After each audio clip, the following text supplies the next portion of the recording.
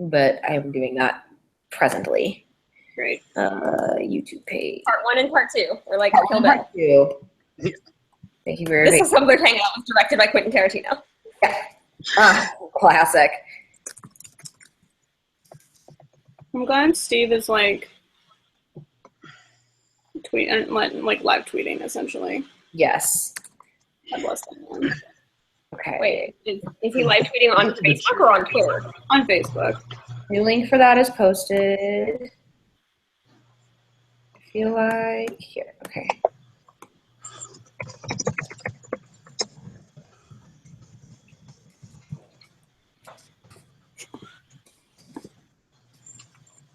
Anyway. Okay. Hi. And then if you're watching, we have one viewer. It might be me. Oops. Classic. Wah, wah. Wah, wah. Okay. But we were talking about booths, right? And calling positions and whatnot. Yes. Yeah. Yeah. Yeah. We definitely got to as far as my bullshit story about the slide whistle because Steve posted something about it. Oh, good. Slide whistles are the worst. Slide whistle. That was the moral of that story. But now I have slide whistle as a special skill, so Yeah, that works form a just line. fine. Companies form a line.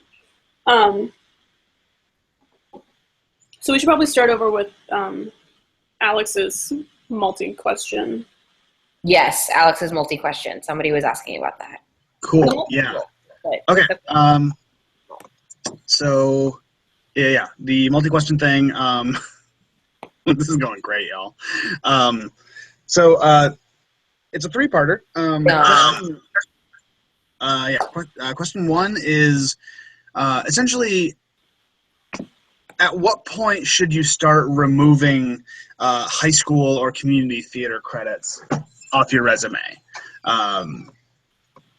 And in our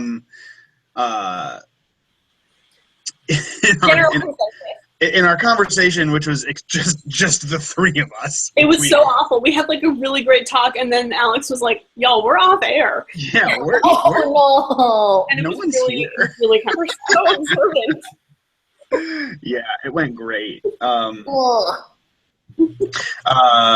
Yeah, so we had essentially talked about how even if the production level of these credits that are on your resume that you're a little iffy about, even if the production level is kind of low, like in a community theater or like a high school theater, the stories and the experiences you got out of them are still valid, and they're still sellable, and they're still valuable. So, and there's still a point of connection, you know. So even if you didn't, if it wasn't like a off Broadway or Broadway level kind of thing, you can still sell the story of it. Yeah. So there's still a lot going for it. Mm-hmm. And I just want to add, like, I feel like you kind of know for yourself when it's time to take that off. You know, whether you just don't have any space because you're working, or you're like, I'm not proud. Like, I say only put stuff on your resume that you're proud of and that you want to talk about, because that's like the conversation starter with a potential employer. So if there's stuff on there that, like, even a professional show that you're like, I don't want to talk about it because I hated that.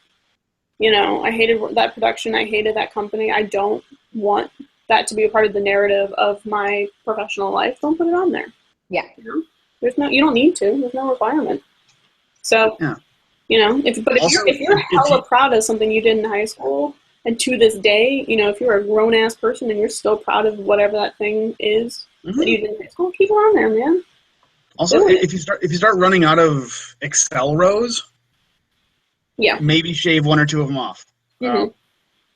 Like if you start getting enough experience that like you just start running out of room for your references down at the bottom, maybe shave one or two of those high school experiences off. But also good for you for having stuff that you from high school that you want to put on your resume to begin with, because I did. Yeah, like, I sure don't. Yeah. No one is dying to hear about my Kiss Me Kate from junior year. Trust me. Yeah, so that was kind of part one of my high school experiences in like conversation. more often than I put them on my resume.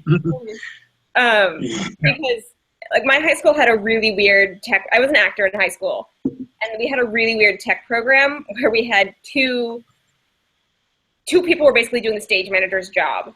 One person was handling all the technical aspects, and one person was handling all the people aspects. Ooh.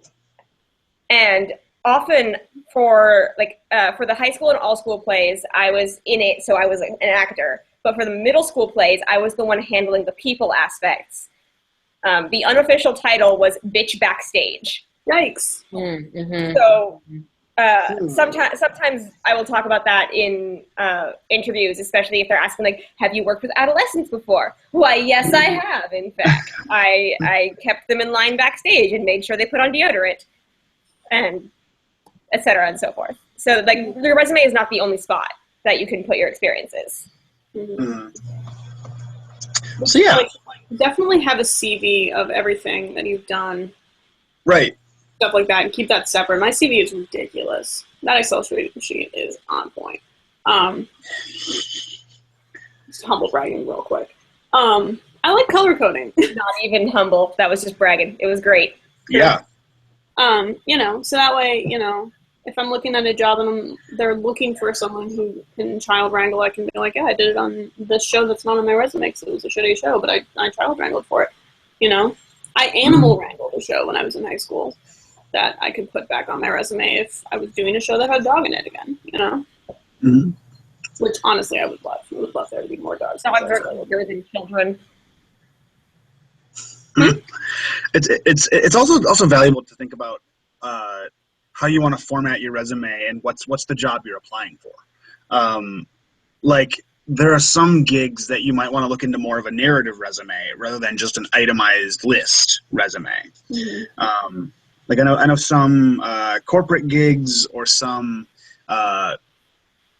larger companies, they might look for more of a narrative resume where they want to know, okay, yeah, you were the production stage manager. What does that mean? Does that mean that you were working backstage? Does that mean that you were interfacing with publicity? Does that mean that you were dealing with scheduling for like venue management? Like try to find how to sell exactly what you were doing. Like give like the cliff notes of your job description for each little section. So like production stage manager, and then like responsibilities included. Blah blah blah blah blah blah. Blah. Mm-hmm. So that can be really valuable. Yeah. Next part of that question. The question is essentially our answer when we were talking amongst ourselves is a hard no. So let's preface it with that. The question is there any sort of software that visualizes music that you don't have sheet music for, so that you can call cues off of that, meaning large beat changes and crescendos, etc.? Steve might know. Steve, do you know? Yeah, Steve, like Dark Steve, find me the software. Yeah. So my interpretation of this question is that they're looking for a program that you can dump an MP3 or a WAV file into, and it will churn out sheet music based on it. And I got my doubts. And like Katie mentioned, you will make a mint. Like, holy shit. Mm-hmm. Yeah, and like Katie mentioned that if there is such a thing, it's probably a little not so accurate. So essentially, soft no. Soft no, hard maybe. Steve has his thinking face on, so TBD. Got it. Where are you guys seeing this, Steve? I went and opened the link on my phone, and then there's a live chat down at the bottom, but I just searched for Tiffany. Okay. Yeah. Okay. What the devil? Russians. Russia. Was They it already Russian? nuked Tiffany once. Cool. And I think there was a third part to this question, which is what do you do when you're a frosh in college? there isn't enough to be learned at your institution, meaning the professors don't know enough about stage managing. Transfer. Yeah. So That's my question then becomes, do they really not know enough, or are you just not learning what you want to learn? That's true. That's one thing. Like those are different things. That doesn't like devalue your question or like needing to go to learn somewhere else. But like, first of all, before you say professors don't know anything, check yourself for a second. Because they still everybody has something to teach. It just may not be what you want to learn. So that's my question, first of all. But also like moving is an option. Yeah, I mean, you don't need to finish college at the place that you are if you are unhappy. Like, so, or if you feel we also getting, like we recognize that that's not like an option. Like, it may not be an option, but like no one is going to look at you and say, "Oh, you changed colleges. You can't." Like, something must be weird, or because I feel like it would be the opposite. I feel like if you were to talk to somebody about it and they were to say, "Why'd you change colleges?" and you were to say, "I didn't feel like I was learning what I needed to," and you went somewhere where you could better yourself, that's you being proactive and seeing, this is not doing what I needed to do. What can I do to make it better for myself so that I am a better professional because of it? I feel like valid as hell. there's an advantage to stage management in education in that you learn by doing. So if you feel like you're not learning the right things in the classroom, but you love the college and want to stay there, then you can also just like jump in, feet first, go. That's how I learned, essentially. I have no formal stage management education. I went to a liberal arts school. And I just kind of decided, like, hey, this is one of my favorite shows. I can't act in it. I'm going to stage manage it instead. Yeah. Also, there are a lot of resources. As far as like within the SMblr community, there's a lot of like shared learning that happens here. There are a lot of great books out in the world. The Larry Fazio, the Daniel Iannazzi, there's a lot of really great books out there for learning the ins and outs of stage management. They're very dry, and they're very, maybe not very, but they're a little dated. But like Alex and I were talking about this separately, that like the old stuff isn't necessarily incorrect. Like, we don't send faxes anymore, but like people still need to know when rehearsal is. Yeah, it's a matter of updating. It's all the same skill. You're doing the same job that stage managers have done forever. We just have different means to do it now and different expectations. Yeah, and I think stage management is such a new field to get a degree in, as opposed to acting or, anything like that, that there still is a tradition of learning from upperclassmen and learning from grad students. And you guys want to know something really interesting about stage management history? Yes, always. Shakespeare's company basically invented the stage manager. That was not a job before, like, Shakespeare and the Globe. I would commit a felony to find a calling script of a Shakespeare play. Oh God, so many people would commit so many felonies for that. They don't exist. The closest, like, I would press a button and 5 people died. I would, The closest we have are the quartos. Sorry, love. Yep. Yeah. I know. Them's the breaks.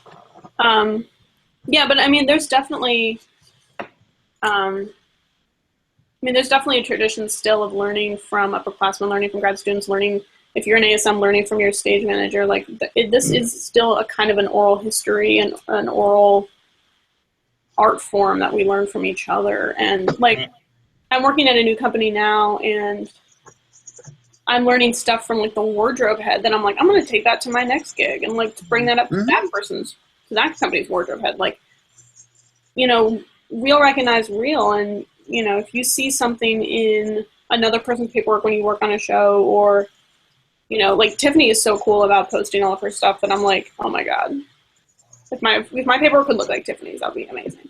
We have a Shakespeare history question on the live chat. Can we digress to answer? Go. like with Oh, I know this, but you probably also know it, Laurel. yes. They had, okay, so the question is, how did they memorize lines in Shakespearean era? Because they didn't have printers and everybody couldn't get a copy of the script. So people actually hand wrote sides, and a side was basically only your lines with your prompt and the line that came right after. A really good example of this is in the Pyramus and Thisbe section of Midsummer Night's Dream, where I think it's the guy who's playing Thisbe like says everything that's on his side at once. He says like the prompt, his line, the line after, the prompt, his line, the line after, all at once, and none of it makes any sense. So what they did was they just memorized their lines, and then like 2 weeks later they went up not knowing the entire play. Yeah.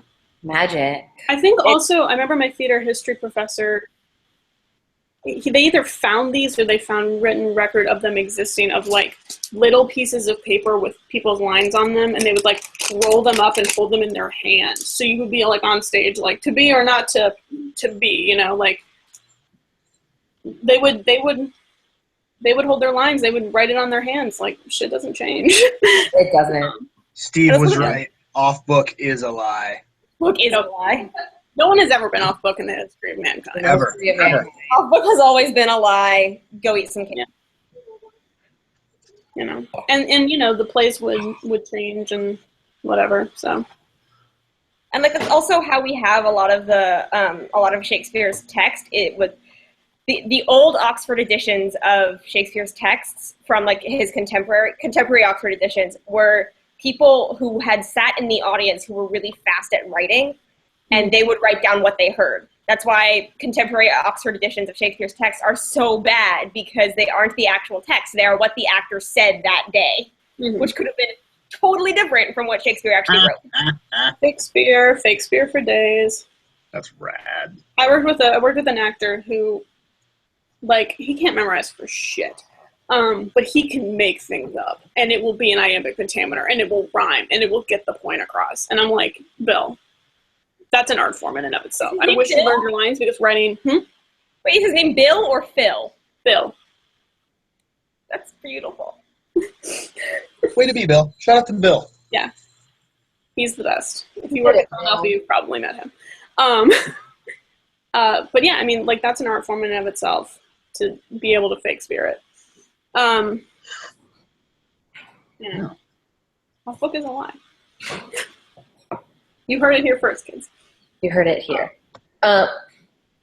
Next up, anybody? Next up, we have the what? Was there more to Alex's question? No, that was pretty much it. All right, cool. We had the question a couple times. How did we all meet? Aww. Yeah. So like. Marg, I would like to say for the record that Marg has now called us gay. Perfect. Sensible. And then you all said, "Aw," and I went, "Gay." Hey! Yeah. I mean, the internet is the short answer. Really, really great. Internet. Internet. We were talking about it the other day because we did get it a couple times, and we first of all exchanged the dates when we first got our Tumblr, and all felt ancient. I'm sponsored by Amy Orchard. If only. If only. Oh my gosh. Yeah. But we literally just all like found each other. Yeah. And we're hanging out and like bonded. I vividly remember. Everyone does now. Yeah. And what's weird is that we didn't all start as like I'm a theater Tumblr user. Like we all kind of started as the same like dorky Tumblr users that every like 17-year-old is when they get their Tumblr, and we're like, you love this song lyric. we all joined in like the Super Hulock era. Oh god, which was dark times. We did join in Super Hulock. It was dark. And, like we all just sort of found each other in that darkness. I will say I vividly remember the first like interaction I had with Alex. There was like, this was sort of like the beginning of TechBlur. There was some post about techies, and I jumped down that OP's throat. and was like probably way meaner than I needed to be. Yeah, I think anytime the techie debate has ever come up, we've all been a little like, can you not? Can you just really really quick? It's like I was following theater bloggers, and I still do, and they're all so weird. They're all talking about Brecht, and I never know what they're talking about. But there was someone posted about like techie love, whatever, and I like went after them. And I remember Alex reblogging me and being like, yeah, she knows what she's talking about. And I was like, oh, there's another person out here, and like, you know, it was like finding people in the darkness. Yeah. I remember. Wait, who looks like Ariana Grande? I saw that too, and I think it's me. Okay, Yeah. excellent. Alex, Good. figured it out. So I actually remember I found Tiffany. I found Liz backstage left first. Mm-hmm. I followed her for Her, I found Katie and Tiffany, and I think Katie was the first one to follow me back out of those three. And I posted something on my blog, like complaining about an actor doing something that I was really annoyed at as a stage manager. And Katie reblogged it saying like, oh my God, someone in my company does this too. It's so annoying. And I remember thinking like, oh my God, Senpai noticed me. I still remember this. It's okay. Don't worry about it. And from there, I made friends with Katie and then Tiffany, and then Alex was the last. Sorry, the last one. I think I was Alex, Katie, Laurel in my progression of becoming friends with people. I have no memory of what order people were in at all. I only remember because it was like right after my accident, and Alex and I started watching Sons of Anarchy after my accident, and I would like live text Alex all of my updates during Sons of Anarchy. Yeah. It was a good time. Yeah. Like I want to say my order of like gaining our homies was probably Katie, Tiffany, Laurel. Yeah, but like other than that, as far as like the narrative of like how we found each other, It's all about. I would love to like go that far down in my archives, but like Tumblr would probably crash if I tried to do that. Yeah, it's a lot. Katie, also, we met in person like a while. I am the only one of the four of us who has met everyone. I know, Katie talked to them all. Yeah. I'm missing Alex. Yeah. Yeah, because Alex actually toured my school when he was looking at grad programs. I remember that happening. I just want everyone to know that I remember that happening and being hella jealous. Like, we get to see each other. I'm laid up in bed and I can't move, but they're like visiting. Well, yeah, because I remember like, Alex talking about how he was in Illinois. So there's a lot of noises. Yeah. And Tiffany and I went to a show together, and it was great. And Marg was there too, and it was Hunchback of Notre Dame, and it was amazing. Oh yeah, I remember that. Oh. Yeah, like I remember visiting Katie's school, meeting her, and thinking that you were like the personification of a tote bag of memes. Oh, I forgot about that. Like admittedly, it was February, and apparently February is a really, really, really rough month for Katie's undergrad. February and October are the hardest times of our year. So I think everybody was kind of like, but I just remember thinking like, you're a walking meme page. Yeah, I wasn't cool back then, so I know that you like me because you still talk to me. Yeah, we've all grown so much. So much. I mean, I really haven't though. I'm still pretty awful. I'm just like a little bit cool. I was also like really not sure how to talk to Alex at that point because we weren't super close. But I was like, this is a friend of mine, and I like him. Yeah. And, it was a weird kind of like navigation because I was also really aware that I was there as like an interviewee.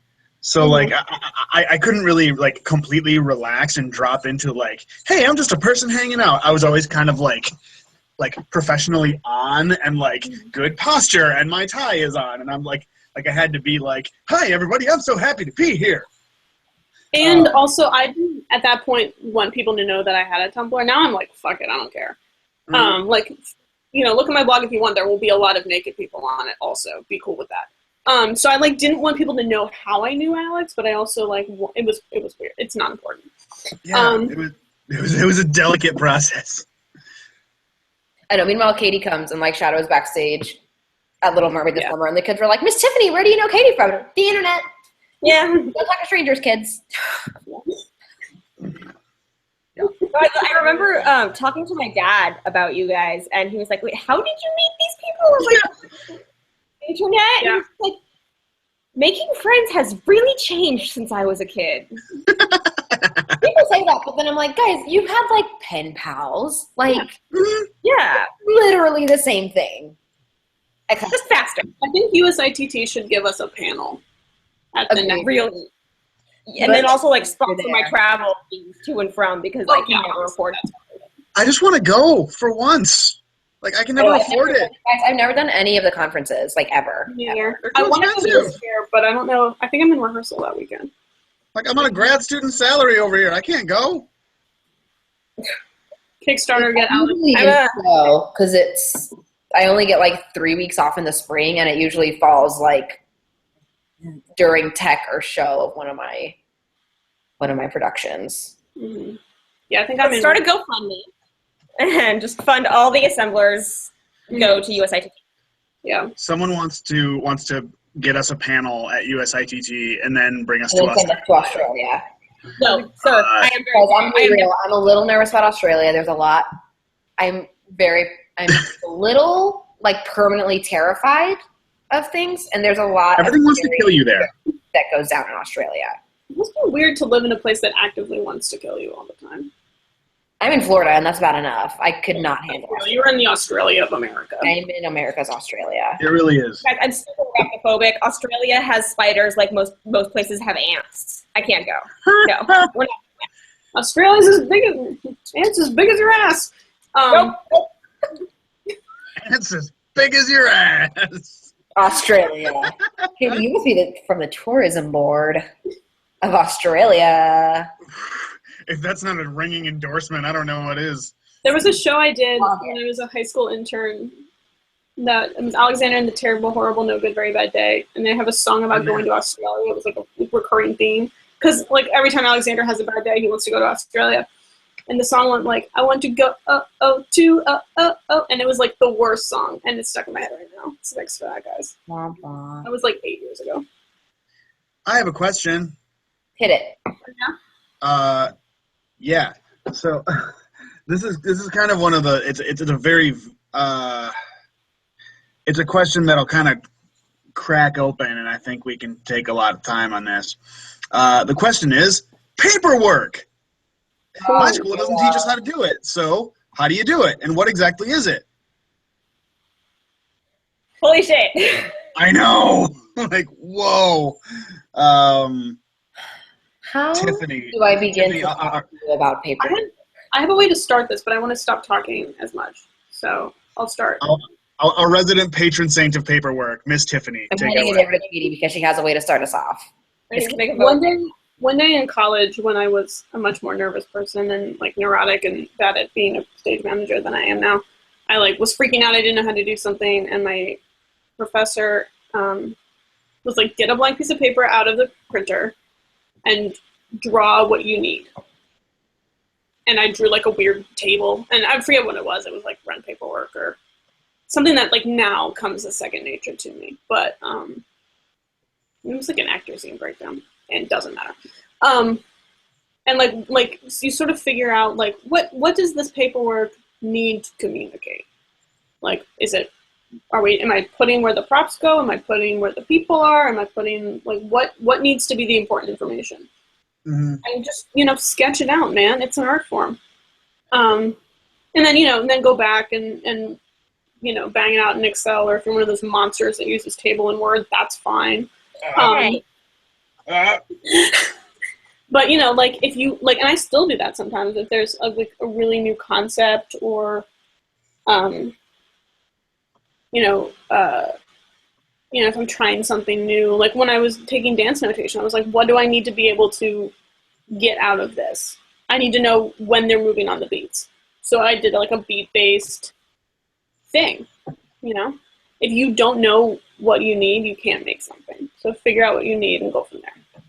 That's Also, really solid. Yeah. Paperwork is ever evolving. You don't have just one template and you stick with that. Like, it changes for every show. It changes for every rehearsal. It changes for every scene. Like, you don't need to stick with one thing. Don't be afraid of changing your paperwork. Yeah.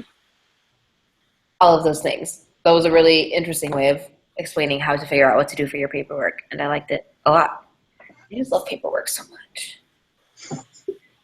It's the best. I mean, as far as like the big ones to have on your radar, as far as paperwork goes, I think everyone can agree your actor scene breakdown is one of like the biggest like Bibles as far as paperwork goes.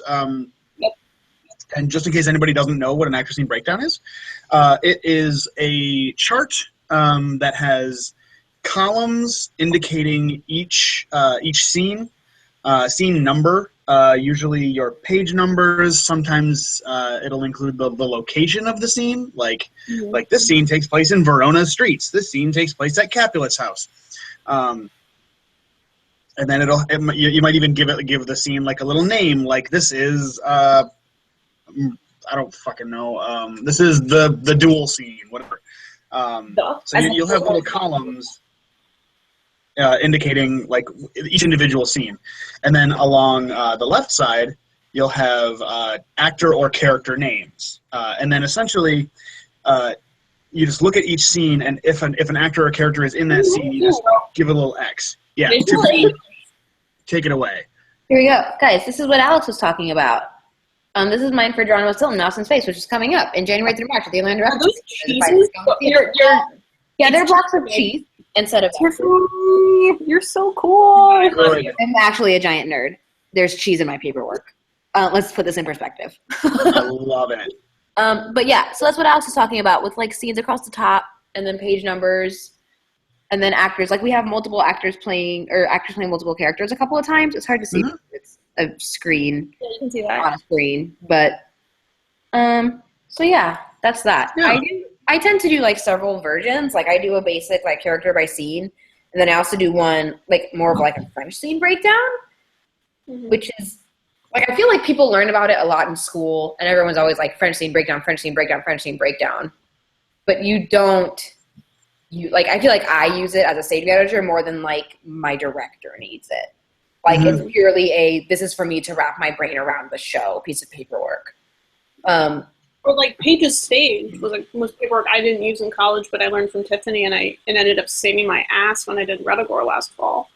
Because I realized like a week, like 4 days before tech, we actually had never staged this 1 2-page scene, and I was like, "Yo, we got to do this." Yeah. I really like making Paige's stage documents, and I have a certain choreographer who loves to use. He asks that I print him out a copy because he loves to check his things off that he's done. So I will do those, and if people want them, then I will give it to them. But a lot of the times, it's something that's like a simple task that I can give my ASM a lot of the time too. Is here, this document is yours. Please check things off as we finish them because I don't want to think about it until the end of the day. Yeah. That's something that I've since incorporated that into my actor scene breakdown. So my actor scene breakdown is a combination of the breakdown, the entrance exit plot, as long as the show is simple, and then along the bottom there will be a column for has this scene been read, staged, fine-tuned, and run. Yeah. Just to give each scene a little check mark. Have we taught the music? Has the choreo happened? Have we cleaned it? Like it's Another really important document you'll need are rehearsal reports. And I brought mine up right here. This is the template that I use and just keep changing for every show. The show name, basic information, what's supposed to get done, what actually gets done, and then notes for every designer. Yeah. And the most important thing with like, especially with reports and daily calls, is that they need to be legible and quickly. You know, like it just needs to take an actor 20 minutes to figure out when he's supposed to come tomorrow. If you're doing that, you're not really serving the show. There's a time and a place for you to give a narrative about why something is happening.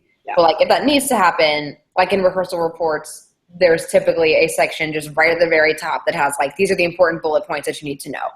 And then as you go further down to the report, you can give it more detail. But like people need to be able to open up your paperwork unless it's like your run notes or your scene breakdown, that like is in its nature a more involved thing. Yeah. Like if you're trying to get information across, get the information across. Mm-hmm. Because sometimes all the TD needs to know is, please go fix this thing. He doesn't need to know Brittany walked into the set piece and as she was walking into it, Kyle came around the corner and et cetera, et cetera, et cetera. Yeah. He didn't know what happened to it. And that like, because in most reports, like if someone is reading it, if they're the costume designer, like they're going to read the general notes, maybe, and they're only going to read their department notes. So if you have a costume note that's also a prop note, like, you know, number 6 is see prop note number 2, and then they'll scroll up and look at it, you know? Yeah. Like if your equity deputy can't find the break times on your report, then your report is not communicating information effectively. Yeah. And like one thing for me is like I don't. There's a couple places I work where I don't have my own report style. I use the one that the PSM has been using since time immemorial in whatever forever. Because everyone else who works there, who gets the reports, the TD, the sound designer, the lighting designer, they've also all been there forever. And they're used to the format being a certain way. I personally hate the particular format, but it makes life easier for everyone else. So I shut up and deal with it. But, you know, the paperwork that I make for myself is mine. And, you know, it is a living document based on things I learned from other people, and it changes all the time. But, you know, that's something that I have a little bit more ownership over than stuff that is intended for other people. Yeah. What do we talk about? Reports, scene breakdowns. Then there's stuff like that you use when you get into the run of the show, like your costume plots, which list out who is changing into what costume when and what pieces they're doing. Like it depends. My last year of college, our stage management professor showed us a plot template that I like love, and I've used it since then. It's one of the only templates that I don't change. Like I saw it, I was like, yes, this is the one. I love you, and have never changed it since. My run paperwork changes. Used to change like with every show, and then my last my like season long internship. I learned on my last show like a really, really cool way of doing it, and I've been pretty much doing the same thing ever since, because I'm usually solo ASMing. So the format that I learned is really for a solo ASM person. So, you know, use what works. Yeah. I mean, and that being said, if you're somewhere where you are being given paperwork, like don't be afraid to take the paperwork and make it work for you. Like I tell my ASMs all the time, like I'm always going to make run notes because it helps me wrap my brain around the show. And I would love for you to help me work on them, and we can work on them together, but please don't take my run notes and think this is what I have to use. If the information is the same and your job is going to be done more effectively because it's in a way that makes sense for you, like then please, like by all means, the paperwork has to work. Like I don't care. It doesn't matter how pretty it is at the end of the day, or how like it just has to work. Yeah, for sure. From digging around online, I found a USITT. I found an article from USITT that includes that has some really cool like paperwork templates and things like that. And I tried posting it in the chat, but it maybe is not letting me post links in the chat. I think it's not. I think it doesn't let people post links. But you post it to so I will just post it to my Tumblr, which is Alex Probably. So yeah, find me there. I'm sorry, it's Alex Probably SM. What did you say? Yeah, who am I? Who are you? Alex Probably. There's also a textbook. I don't know. I have it somewhere. I got it for Christmas one year. That's literally just a book of forms and templates. And like it's one of those things that it's like it's a little dated, but it doesn't mean that the information isn't good and doesn't give you a resource. Yeah. It's literally on my bookshelf in front of me right now. Stand by. Yeah. Don't stand by. Carry on. Because at the end of the day, whether the show is happening now or the show is like it's what Katie and I were talking about a while ago. If ultimately the same information needs to be conveyed, whether the show is happening now and it's some cutting edge projecty, Curious Incident of the Dog in the Nighttime kind of show, or it's like Romeo and Juliet from 1963. We still need to know when people are entering. We still need to know what props we need. Still need to know a lot of the same objective information. So paperwork is still valuable, and it just needs to be updated. They're all living documents. They're all able to be updated. Yeah. I've got here stage management forms and formats, a collection of 100 something, as I can't read backwards, to use.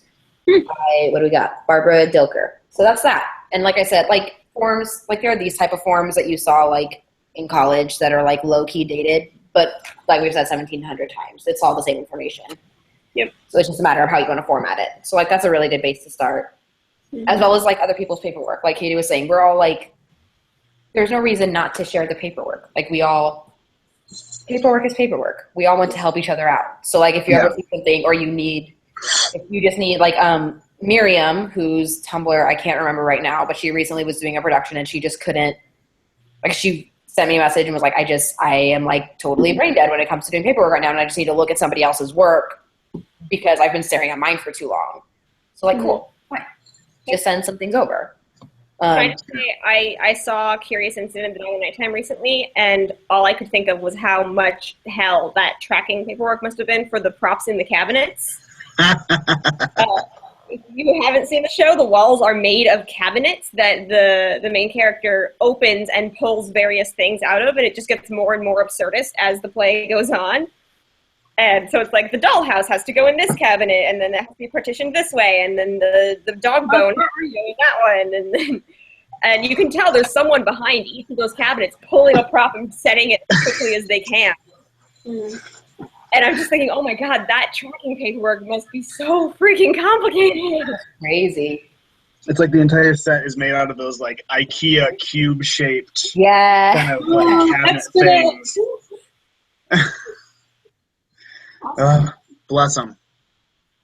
And I think like the main thing is if you're not sure where to start, as long as you have the raw data, I mean, you know, you can figure it out. If you have somewhere written down in some form the information that you're going to synthesize onto a table, it's like science.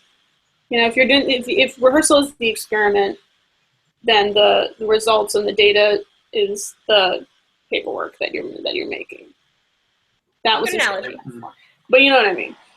Like, I spent a lot of time when I first was starting out, like, I spent way less time making paperwork, like, not during rehearsal than I used to, because I'm better at doing it right the first time. But when I first starting out, I would spend a lot of time after rehearsals just, like, synthesizing the information I had gathered that day.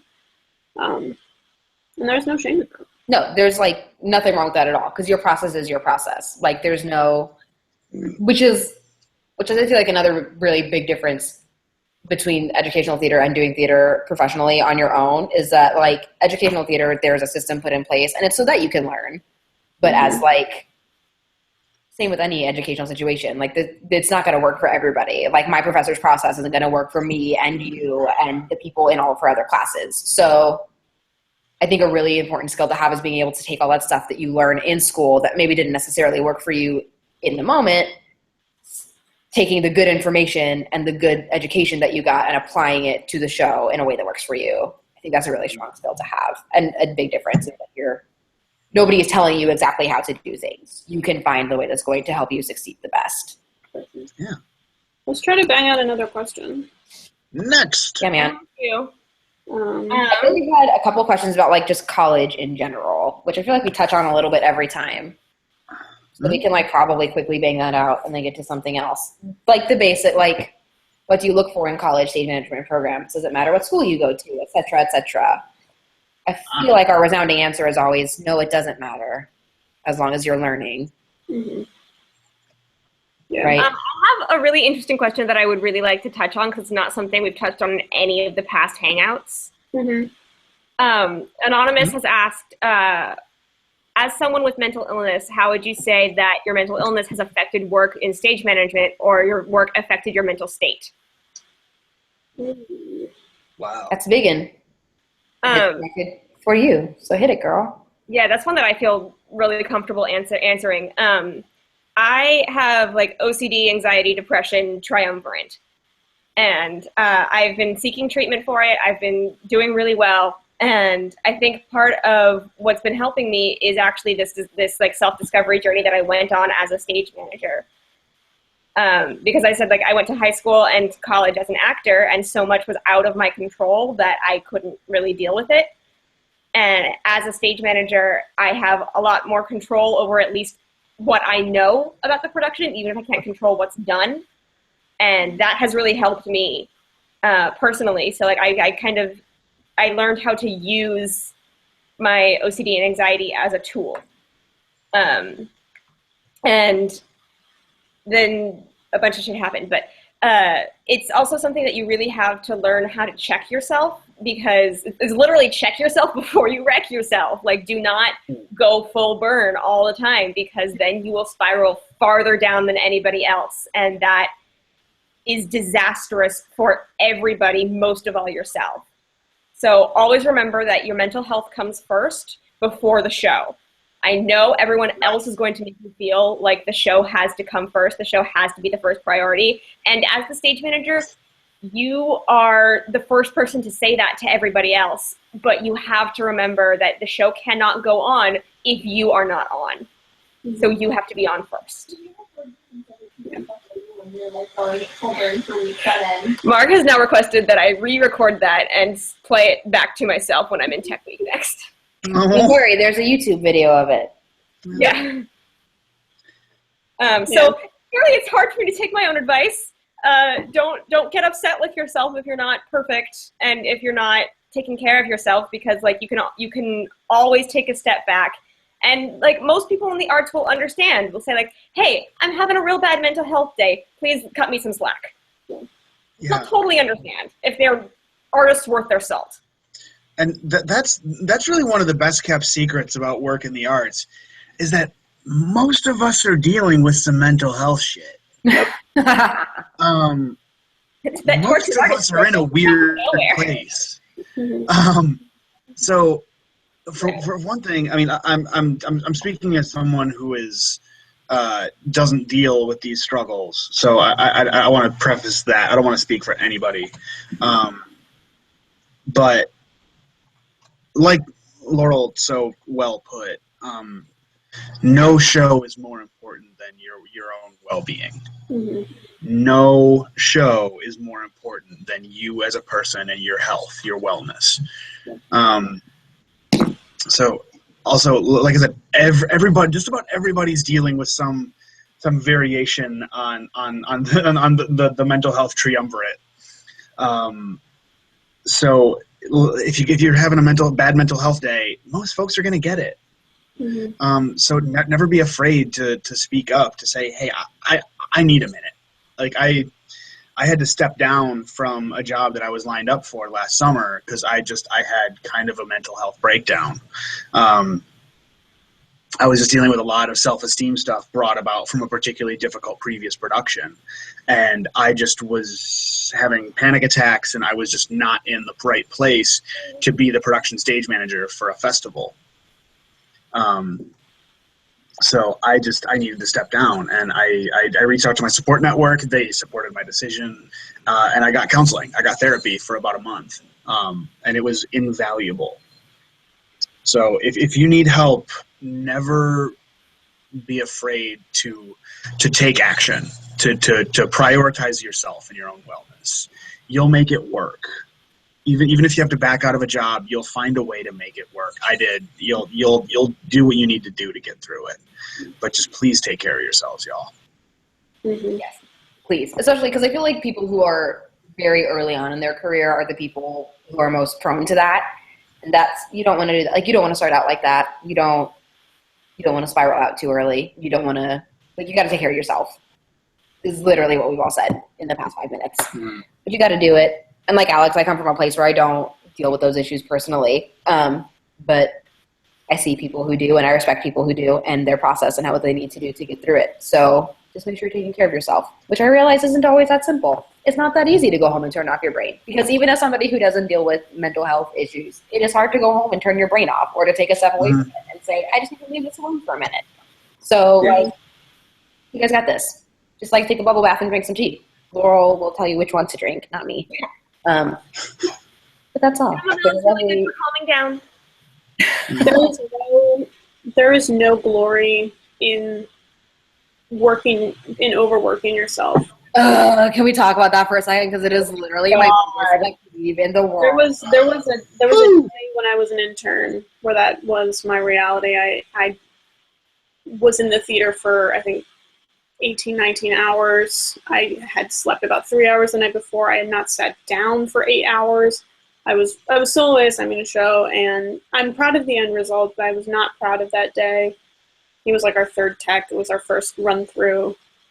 And like, it was 6 o'clock. It was, it was crew call for after dinner. And like, I'd worked through the dinner break. I was completely worn thin, and I lost it. Like, backstage, I in a second was like a sobby, weepy mess. My blood sugar had tanked.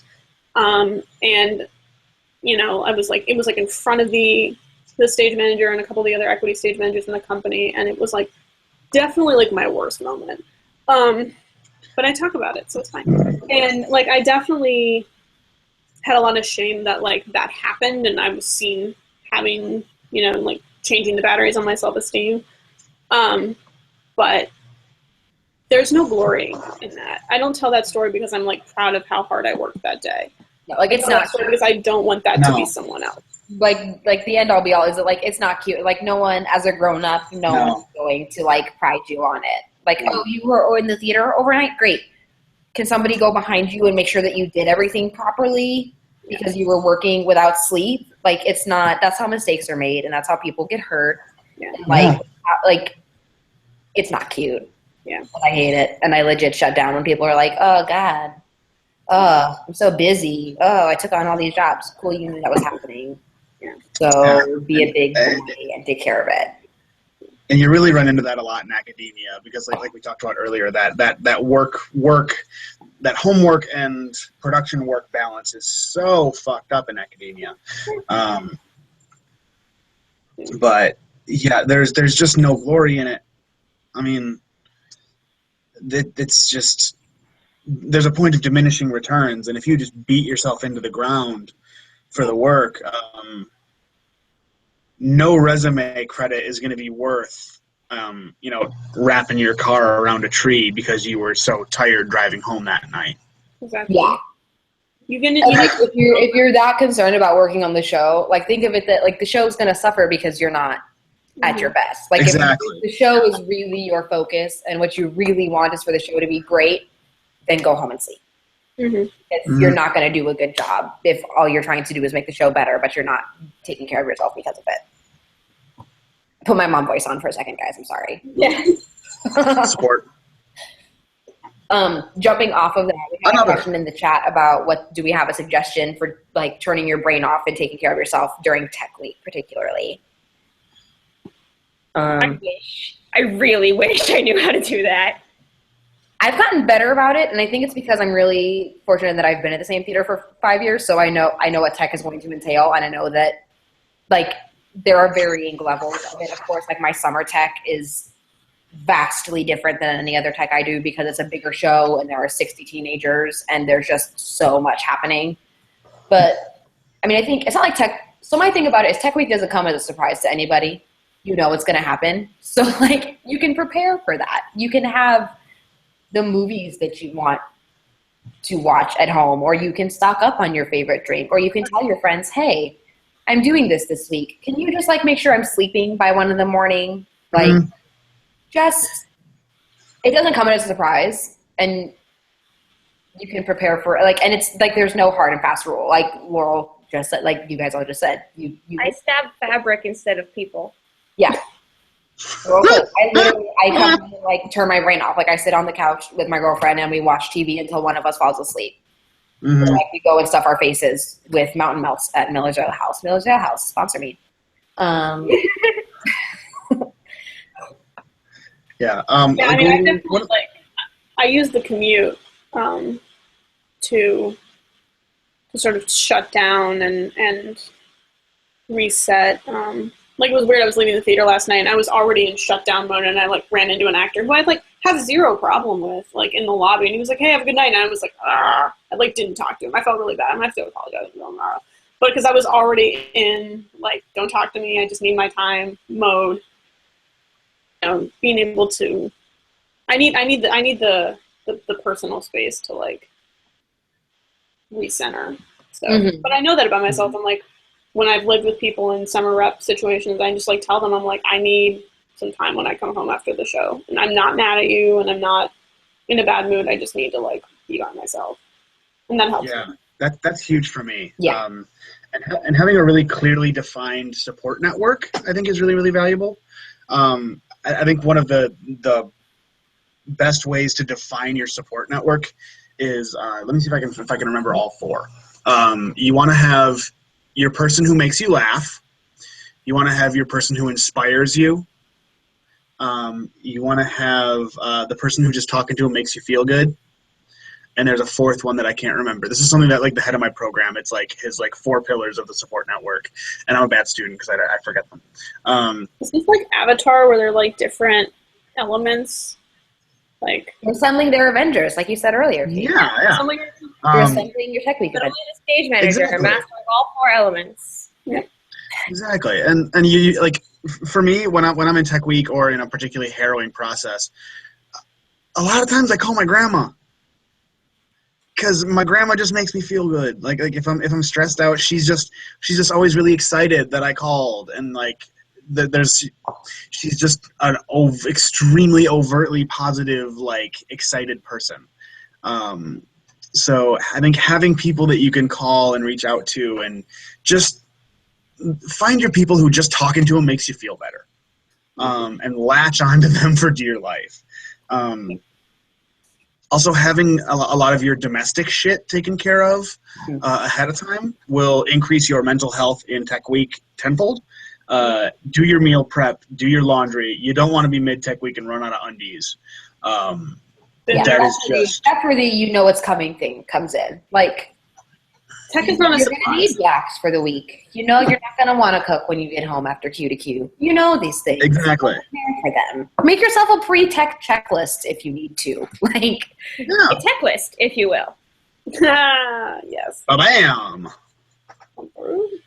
Also, more specifically for me, I'm really into food. Like, I will literally eat whatever food I want during tech week. Like, cool, great. I want a Chicago style hot dog from the hot dog stand 10 miles away. I'm on it. I'm taking my dinner break to go do it. Like, done. Uh-huh. I will. It's like, I'll do doorstep delivery to the theater if there's, like, something really specific that I want that I don't have time to go do. Like, that is my treat yourself during tech week. Is I will literally Treat do yourself. whatever the hell I fucking want.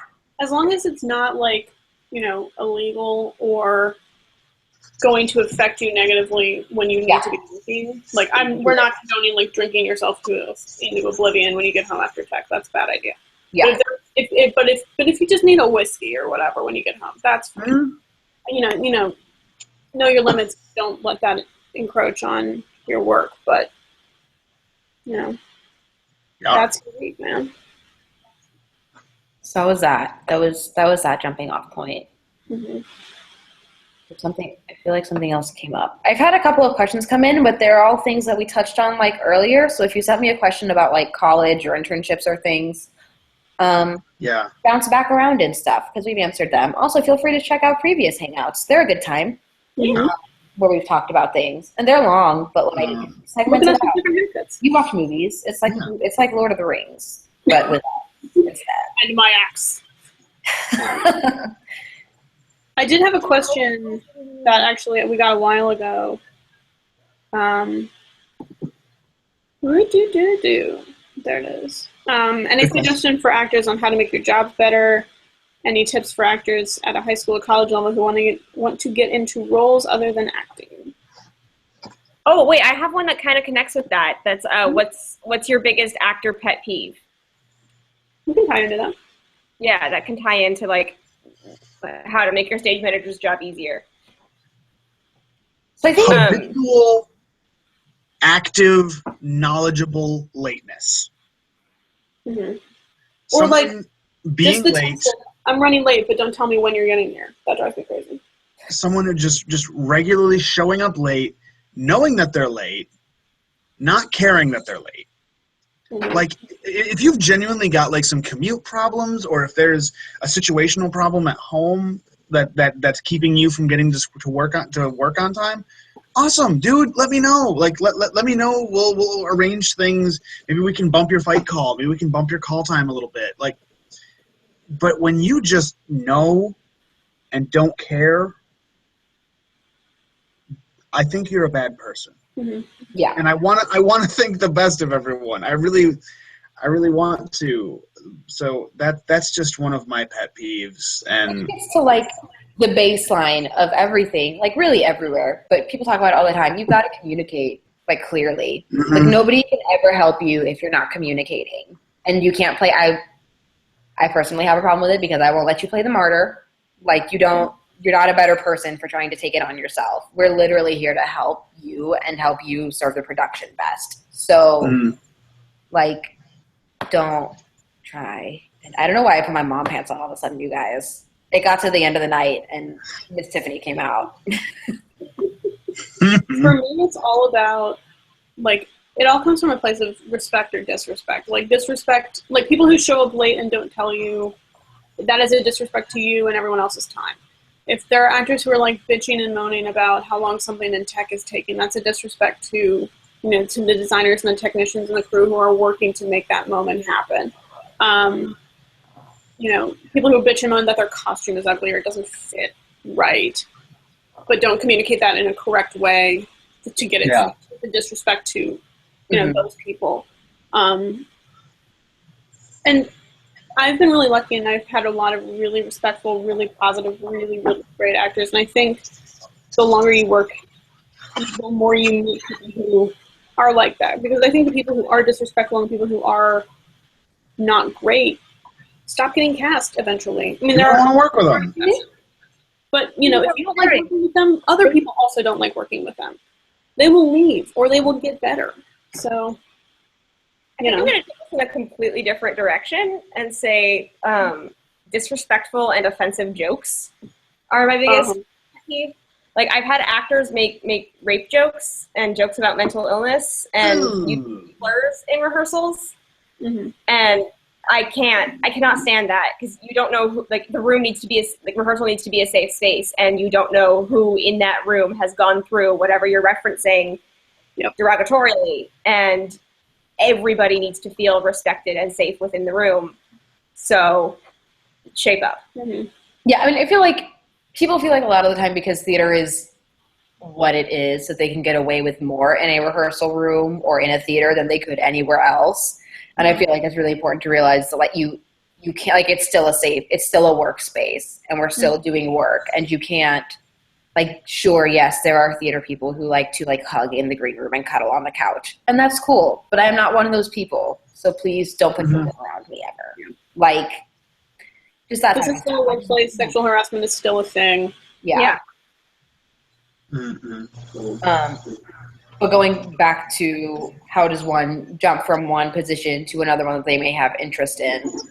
Mm-hmm. I feel like, I mean, it's the same with, like, how did you start doing what you're doing now? Like, just go and do, which is to a lot of things. And I realize that a lot of people aren't go and doers, and that's okay.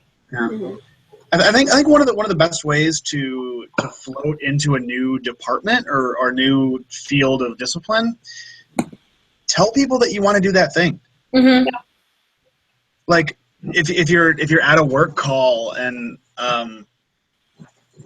there's like a hang going on, and say you just really wanted to learn how to focus lights, or you want to learn about circuiting or patching, let somebody know, and, like, maybe they can, like, maybe you can, like, shadow somebody during a hang or focus. Yeah, like, unless it's a time-sensitive issue, like, unless you walked in during a tech where somebody's trying to troubleshoot something, like, most people take the time out of their day to show you so that you know, because honestly, that means they're not going to have to do it later when you know how to do it. And you can fix your own thing on your show. Yeah. And everybody loves every technician that I've worked with before loves to have more people who do work like they do. Mm-hmm. Mm-hmm. Every rigger, every carpenter, they all want to work with people who work like they do. So everyone loves to teach other people how to do what they do. So as long as you can like respectfully ask somebody, hey, is there any chance I could like hang out and like learn how to do this? Like offer to buy folks coffee, like buy them lunch or something. Be nice and respectful. Just like ask folks. I mean, there's so much collaborative learning, collaborative shared learning in our work. And most folks are pretty cool with that kind of thing. And like Tiffany said, as long as they got the time, most folks will be cool. Yeah, I have started, especially in the past like year or so, I've started getting like probably 3 or 4 shadows during any given run. Like people just want to come, like just ask.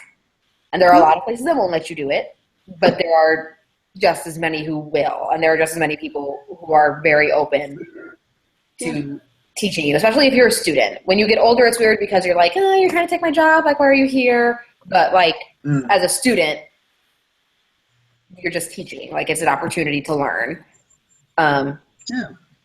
Yeah. And like I'm kind of, I am new to where I'm currently working. I'm working as run crew at this particular moment. But like I am owning the crap out of my newness. I don't know where anything in this theater is. Like I mean I do now because I've had a week of tech. But like when I was new, I was like, I don't know where anything is. Please tell me where it is. And own the fact that you don't know things. Yeah. And because you can only really ride that wave for so long, and then it's like, come on, dude, you should know what this is. Own the fact that you don't know anything about this particular, venue, department, whatever, and ask the questions. Mm-hmm. You'll never sound stupid asking questions, but you can do stupid things and fuck things up if you do something the wrong way. So yeah. Good times, guys. Yeah. You want to break into one last non-stage management question? Yes, hit it. Cool. I don't have one. I was just... Oh, sorry. How much do we got? I have a non-stage managery question. Yeah, what you got? Go for it. Tiffany, you're gonna giggle at the name. Techie for Life said, Christmas is coming up, and for my family, that means books. What books would you recommend? Like, Moral of the face. guys. Let's limit this to 3 books per person.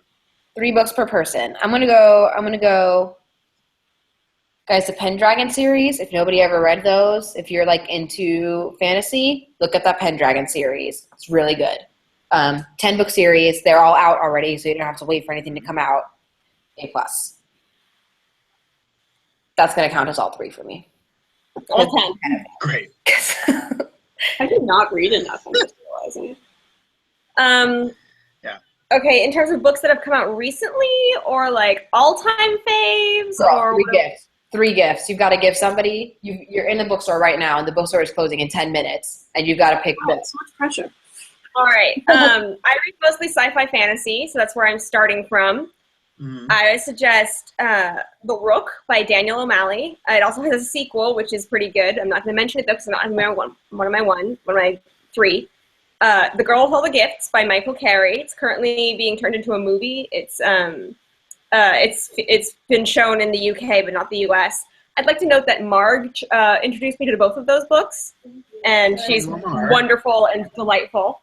Marge, And there's a new one that just came out this year called Sleeping Giants. If you liked the movie Atlantis that Disney did like a while ago, you will love this book. It is the adult version of Atlantis, and it's There's amazing. a guy that I work with who looks like Milo. It's Oh my god. And I'm going to sneak one more in. It's called Borderline, and it's about a woman with borderline personality disorder and how she deals with the fantasy world that suddenly appears in front of her. So she's dealing with like her own fantasy world as well as the world of like fairies and shit. And it's really cool. Okay, I see you. My top 3, one of my favorite books recently is Edgar Cantero's The Supernatural Enhancements.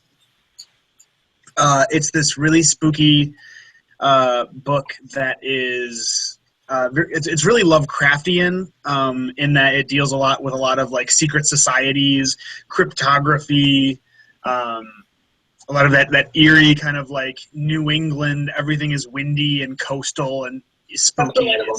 It's like yeah, that. like you do. That one's really great. It's also got a similar format to like Mark Danielewski's House of Leaves, but maybe slightly less mindfucky. Because House of Leaves just, it falls apart. It's just like, it takes the format of a book and says, so Supernatural Enhancements is really great.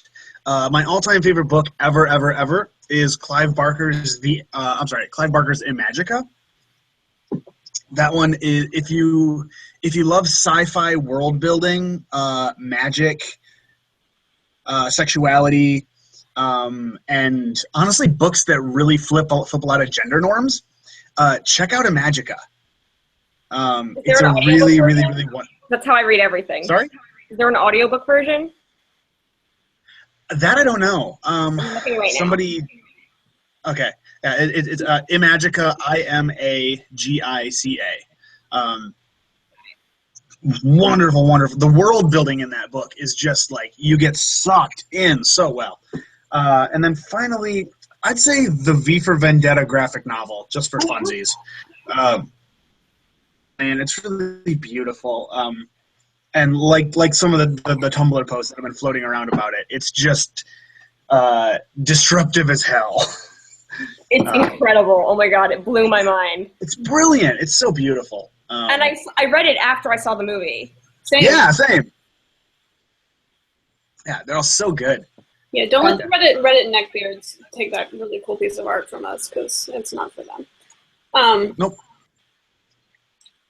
I don't read as much as I used to, I'm realizing, which is like definitely not great. I am muscling through the Outlander series. It's good. It's really good. It's just long. Is that the book that you've been like working on for years and are about to give up on? Oh, from Facebook? No, that was Devil in the White City. Which I thought I would like because of architecture, because my parents are architects, but no, it was boring as hell. Sorry, God. So yeah, Outlander's pretty kicking. Plus, my best friend Becca will yell at me if I don't finish him. I really liked Neil Gaiman's Stardust. I watched the movie first, and then I went and checked the book out, and I was like, "Oh, this is great." And it's a graphic novel also, and it's very beautifully illustrated. It's not a graphic novel, but it's like a book with pictures. It's like a storybook for adults. It's really weird. Also, for more comics, get into Sandman. Sandman is incredible. It was one of the first comics to ever win a Pulitzer. Oh my god, it's amazing. Not a Pulitzer, Hugo. That's it. Yeah. And then the last one, this is probably my favorite book that I've read in the last couple of years. It's called America's Women by Gail Collins. Actually, if you look in like season 1 and 2 of Parks and Rec, if you look on the bookshelf behind Leslie's desk, you will see America's Women on that shelf, which I love. It's a very distinctive cover. It's red and white striped with like a blue. It looks like a flag. But it's a sizable book. But it's basically 400 years. It's like pretty much the first European settlers coming to America to about the Equal Rights Amendment era of women's history in America. And she does a really great job of acknowledging that we don't have Native American narratives and as many enslaved African narratives as we do white narratives because of just what gets saved. But she's really great at using, most of the primary sources are diaries and letters from women, like presidents barely mentioned in this book. It's fantastic. It's very episodically written, so you can sit down and just bang out like a couple of sections in a night. And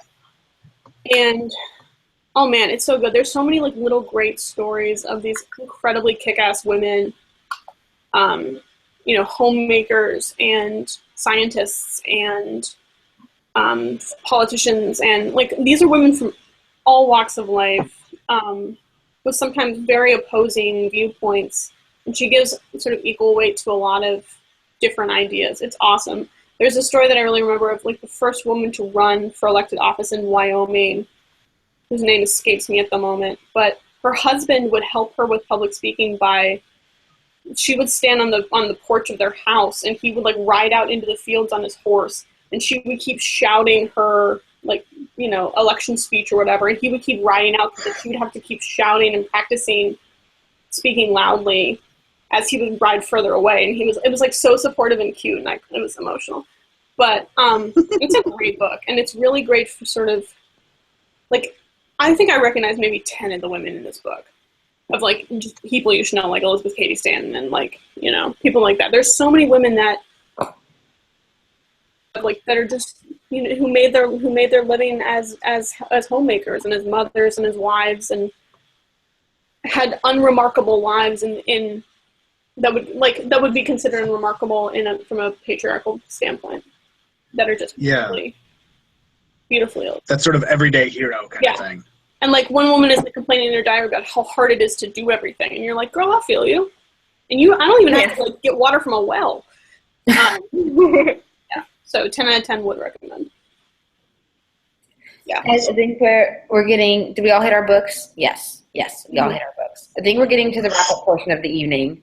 Is there anything you want? Are there any parting words you want to give to the 20 viewers we have before we go to bed and probably don't talk to them again for a year? Even though we'll try and not do that again, but it'll probably be another year. No. We love you. Sweet dreams. We love you. Ask us questions. Ask us questions. Yeah, I still have a boatload of questions in my inbox, and I'll be like answering them just in text form and kind of like linking the rest of y'all. So yeah, I'll do the same. Yeah. So yeah, we're friendly. We don't bite unless you ask nicely. Yeah. Hey. We love Weird. you guys, and we love each other and emotions. Yeah. And Thanks, guys. Thanks for hanging out for another. Yeah, thanks for being awesome. Thanks for watching. Yeah. Those of you who are in finals and like finishing up your semesters, have a really good end of your semester, and I hope you get A's on all of your projects or B's. And have a butt-kicking holiday. Yeah, and a happy holiday. Like, just don't fail. rest, I believe in you. You're not going to fail. You're going to do so great. Eye contact. 2016 is almost over. We're almost there, you guys. It is. It's We're gonna done. end soon. Cool. Thanks, guys. Cool. Good night, Tyler. Bye, everybody. Stop broadcast. Love you.